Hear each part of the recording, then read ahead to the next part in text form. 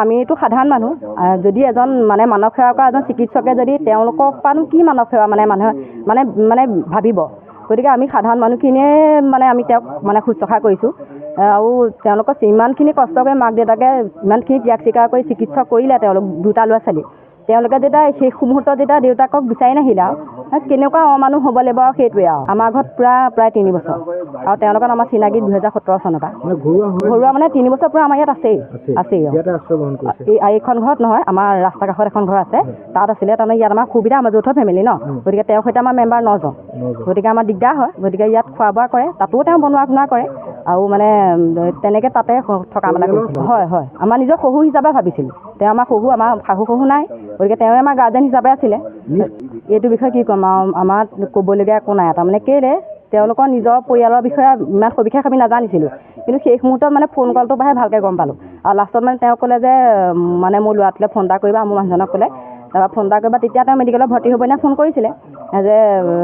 sir আপোনাৰ দেউতাকক আমি এডমিট কৰিছোঁ যোৰহাট মেডিকেলত গতিকে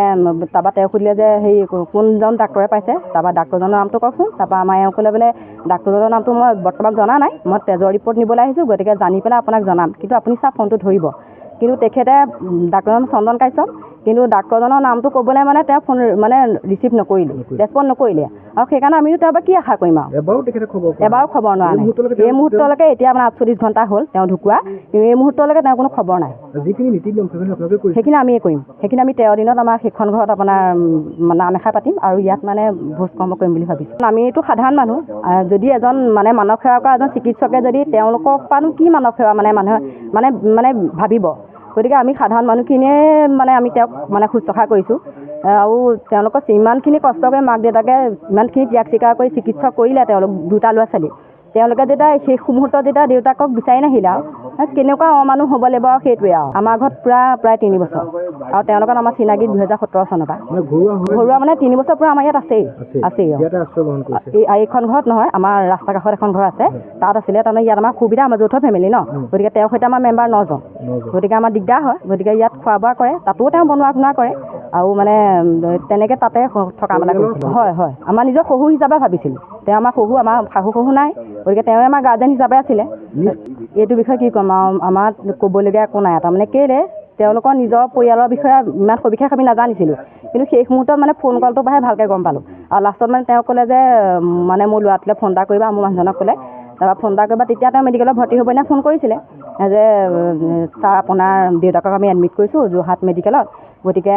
তাৰপৰা তেওঁ সুধিলে যে সেই কোনজন ডাক্তৰে পাইছে তাৰপৰা ডাক্তৰজনৰ নামটো কওকচোন তাৰপৰা আমাৰ এওঁ ক'লে বোলে ডাক্তৰজনৰ নামটো মই বৰ্তমান জনা নাই মই তেজৰ ৰিপৰ্ট নিবলৈ আহিছোঁ গতিকে জানি পেলাই আপোনাক জনাম কিন্তু আপুনি ছাৰ ফোনটো ধৰিব কিন্তু তেখেতে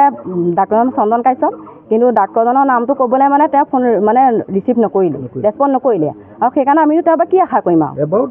এবাৰো খবৰ নোৱা নাই এই মুহূৰ্তলৈকে এতিয়া মানে 48 ঘণ্টা হ'ল তেওঁ ঢুকুৱা কিন্তু এই মুহূৰ্তলৈকে তেওঁৰ কোনো খবৰ নাই সেইখিনি আমিয়ে কৰিম সেইখিনি আমি 13 দিনত আমাৰ সেইখন ঘৰত আপোনাৰ নাম এষাৰ পাতিম আৰু ইয়াত মানে ভোজ কৰ্ম কৰিম বুলি ভাবিছোঁ ঘৰত আনন্দ আৰু সম্পৰ্কৰ চমক বজাই ৰাখিবলৈ জৰুৰী হৈছে সকলো আনন্দময় মুহূৰ্তত মৰমৰ উপহাৰ দিয়াটো সেইবাবে মধুশ্ৰী জুৱেলাৰ্ছে আনিছে সকলো ৰঙীন ক্ষণৰ বাবে বিশেষ গহনা হীৰাৰে হওক সোণৰে হওক বা ৰূপৰে হওক শ্ৰেষ্ঠ ডিজাইনছ আৰু হলমাৰ্কযুক্ত গহনাই ৰাখে সম্পৰ্কক নিখুঁত তেনেহ'লে আজিয়ে আনক আনন্দ মধুশ্ৰী জুৱেলাৰ্ছৰ সৈতে যোগাযোগ কৰক 7002800341 নাইবা ভিজিট কৰক LNB ৰোড নলবাৰী অসম